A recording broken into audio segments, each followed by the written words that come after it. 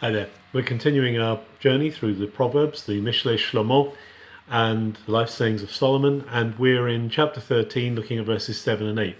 So here are two Proverbs, two verses about the rich and the poor.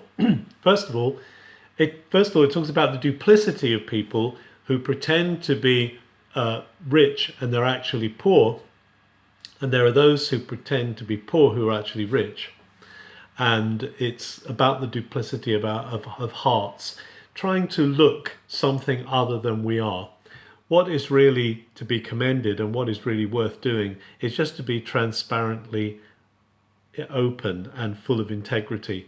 If we try and portray ourselves as being well off when actually we have nothing, we're going to suffer difficulties and challenges. If we do the same, if we try and pretend that we're poor when actually we have a lot of money in the bank, we're actually doing ourselves a mischief inside. We're twisting ourselves up. And the wise man is raising this and saying, don't let's do this. This is foolishness.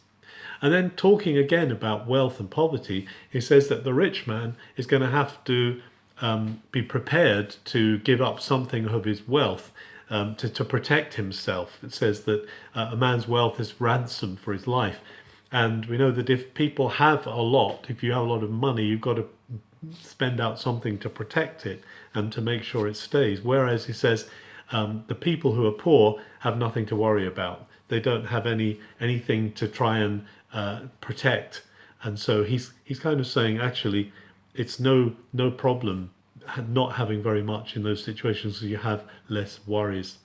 We as followers of Jesus are not putting our faith, not putting our hope in material wealth or material lack. We are learning to be content with the goodness of God and with his provision, however we are.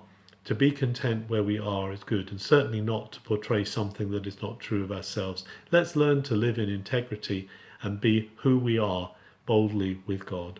Have a good day.